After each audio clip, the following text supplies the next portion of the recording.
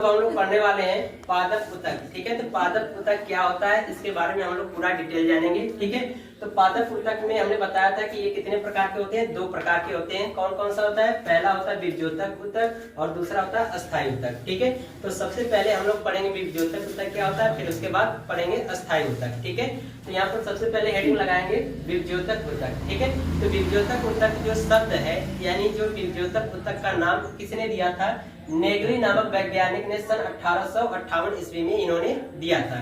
ठीक है, इसमें बताया जा रहा है कि जो बीजोतक ऊतक होता है ये एक ऐसी कोशिकाओं का समूह होता है जो जीवन पर्यंत क्या होता है, विभाजन होता है। यानी कि जो बीजोतक ऊतक होता है जो ये कोशिकाओं का एक ऐसा समूह होता है कि जो जीवन पर्यंत लगातार क्या होता है, विभाजित होता रहता है। ठीक है, जैसे पौधा होगा तो कोई पौधा अगर शुरू में छोटा सा निकलेगा तो उसमें लगातार क्या होगा, विभाजन होता जाएगा और जड़ें और तने क्या होते हैं, वृद्धि करते जाएंगे। ठीक है, तो इसीलिए कहा जाता है कि बीजोतक ऊतक जो होता है ये कोशिकाओं का एक ऐसा समूह होता है जो जीवन पर्यंत क्या होता है, विभाजन होता है। यानी पौधा जब तक जीवित रहेगा, जब तक वृद्धि और विकास करेगा, तब तक इसमें क्या होगी, विभाजन की क्रिया होगी। ठीक है, तो अब हम लोग जानेंगे कि जो बीजोतक ऊतक होता है ये कितने प्रकार के होते हैं। तो यहाँ पर हेडिंग लगाएंगे बीजोतक के प्रकार। ठीक है, तो जो बीजोतक होता है ये कितने प्रकार का होता है? तीन तरह का होता है। पहला है शीर्षस्थ बीजोतक, दूसरा होता है अंतर्वेशी और तीसरा होता है पार्श्वीय। ठीक है, तो सबसे पहले हम लोग जानेंगे कि शीर्षस्थ बीजोतक होता क्या है। तो शीर्षस्थ बीजोतक में ये हमारा क्या है, ये चित्र है शीर्षस्थ बीजोतक का।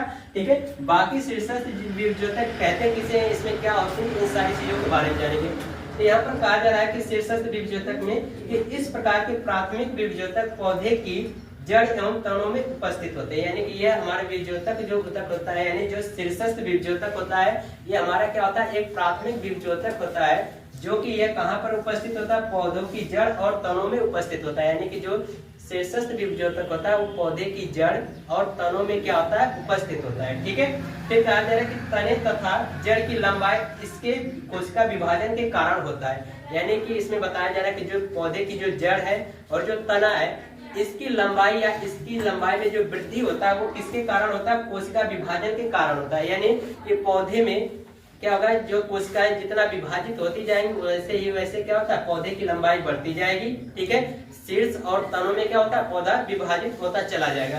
तो इसीलिए कहा जा रहा है कि ये शीर्षस्थ जो बीजोतक होता है एक ऐसा प्राथमिक बीजोतक होता है जिसमें पौधे की जड़ एवं तनों में यह उपस्थित होता है और तने तथा जड़ की लंबाई इसके कोशिका विभाजन के कारण होती है। ठीक है, और आगे देखिए कहा जा रहा है कि शीर्ष स्थानों पर, यानी कि इसके शीर्ष पर, ठीक है, इसके शीर्ष पर कह रहा है कि शीर्ष स्थानों पर जहां इस प्रकार का ऊतक पाया जाता है, यानी जहां पर एक इस प्रकार का ऊतक पाया जाता है जिसे हम क्या कहते हैं, वर्धी प्रदेश कहते हैं। ठीक है, यानी कि जो शीर्षस्थ ऊतक का जो शीर्ष पर क्या होता है, इसके शीर्ष स्थानों पर जहां इस प्रकार का ऊतक पाया जाता है, यानी कि इसके शीर्ष पर कौन सा ऊतक पाया जाता है, शीर्षस्थ बीजोतक ऊतक पाया जाता है। इसीलिए कहा जा रहा है कि शीर्ष स्थानों पर, यानी कि सबसे ऊपरी वाले भाग पर क्या होता है, इस प्रकार का ऊतक पाया जाता है जिसे हम क्या कहते हैं, वर्धी प्रदेश कहते हैं। तो ये जो वर्धी प्रदेश होता है ये दो तरह के होते हैं। कौन कौन सा होता है, एक होता है तने का वर्धी प्रदेश, दूसरा होता है जड़ का वर्धी प्रदेश। ठीक है, तो इसमें हम लोग जानेंगे कि तने का वर्धी प्रदेश क्या है। तो तने के वर्धी प्रदेश में देखिए कहा जा रहा है कि तने के शीर्ष के लंबवत काट को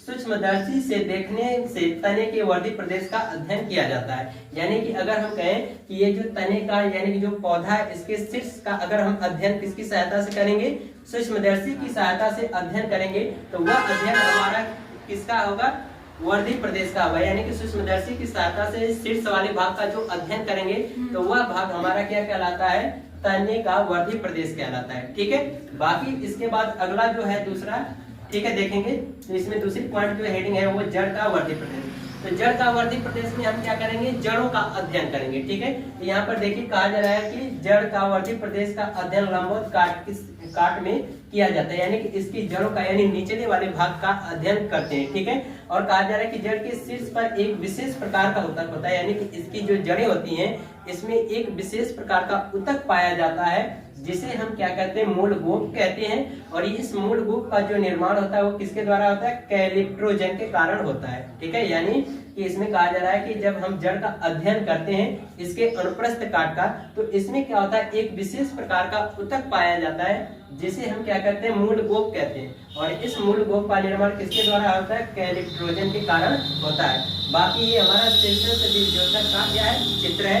तो इस चित्र में समझिए कि ये हमारा जड़ है और इस जड़ का ये अनुप्रस्थ काट वाला भाग यानी कि इसके निचले वाला जो भाग होता है सर्कुलर एरिया, उसका ये चित्र दिखाया गया है। तो यहाँ पर देखो कहा जा रहा है कि ये वाला जो भाग है और यहाँ पर जो सर्कुलर एरिया में दिखाया जा रहा है इसको हम कहते हैं पार्श्वीय बीजोतक, ठीक है।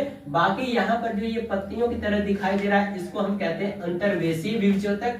बाकी ये जो सबसे ऊपरी सिरा होता है ये हमारा क्या कहलाता है, शीर्षस्थ बीजोतक होता है, ठीक है। तो इस तरह से हम लोग क्या किसके बारे में पढ़ रहे हैं, शीर्षस्थ बीजोतक के बारे में, ठीक है। बाकी अगले वीडियो में हम लोग देखेंगे अंतर्वेशीय और पार्श्वीय बीजोतक क्या होता है, ठीक है।